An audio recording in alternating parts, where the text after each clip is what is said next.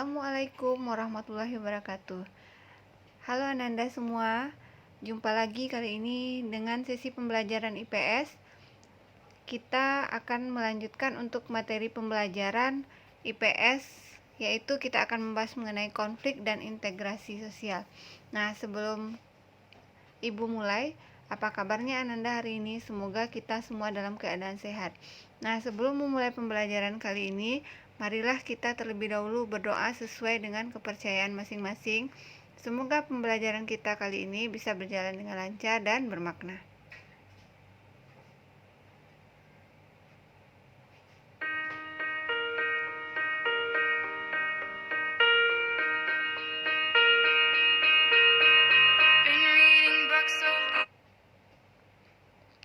Oke Ananda, kita langsung pada materi pembelajaran kita. Untuk terlebih dahulu kita akan membahas mengenai konflik.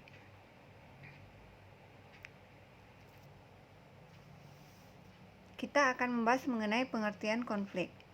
Konflik timbul karena adanya interaksi antar individu atau antar kelompok yang bersifat negatif. Konflik sering disebabkan oleh pertentangan dan perbedaan kepentingan antar suku bangsa, agama, budaya, atau mata pencarian.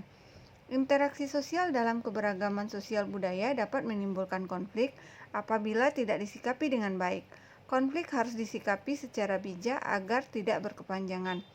Salah satu solusinya membangun interaksi sosial yang positif antar individu atau antar kelompok yang berbeda guna mencapai integrasi sosial.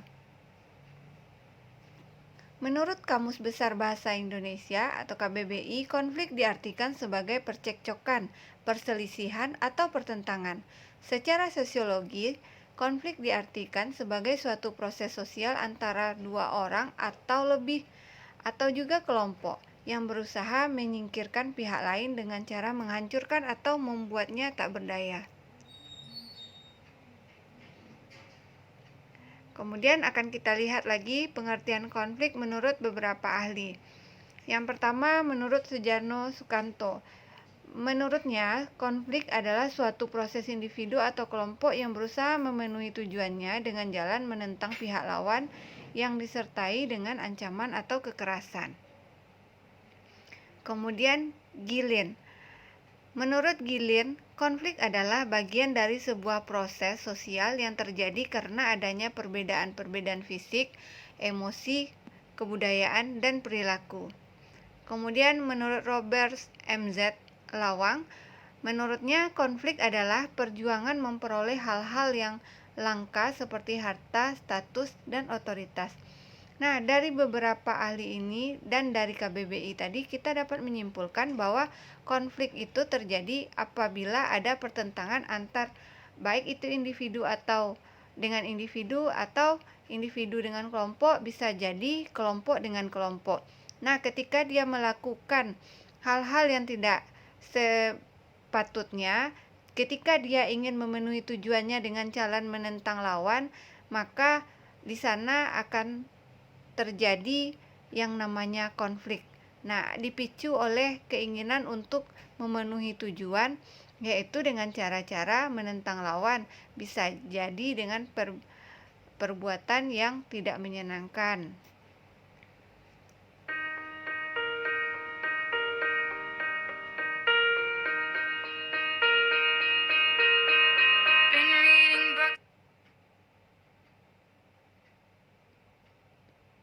Oke, silakan Ananda amati gambar yang Ibu tampilkan berikut ini. Nah, di sana nampak dengan jelas adanya pertikaian atau percekcokan. Nah, bisa jadi dengan individu dengan kelompok atau kelompok dengan kelompok. Biasanya konflik ini lebih bersifat ke negatif. Mereka menghalalkan cara-cara demi tercapainya tujuan baik oleh individu ataupun kelompok yang merasa mempunyai kepentingan. Jadi dia mendapatkan tujuannya itu dengan melawan secara frontal.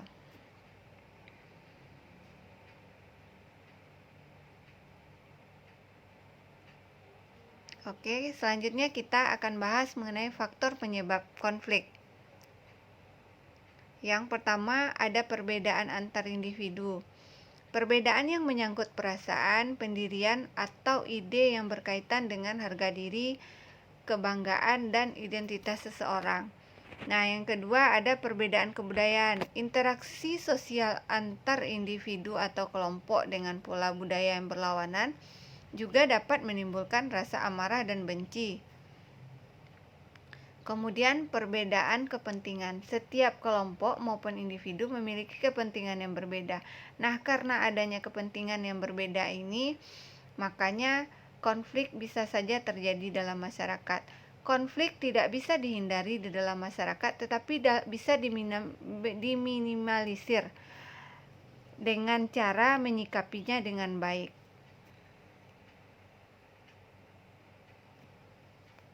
Oke, Ananda, demikian untuk materi kali ini mengenai pengertian dan faktor penyebab konflik.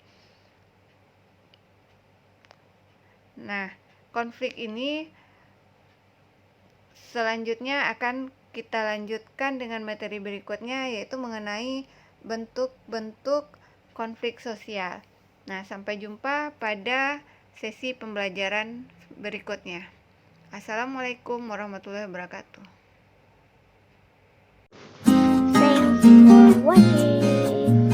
Ayo guys, subscribe.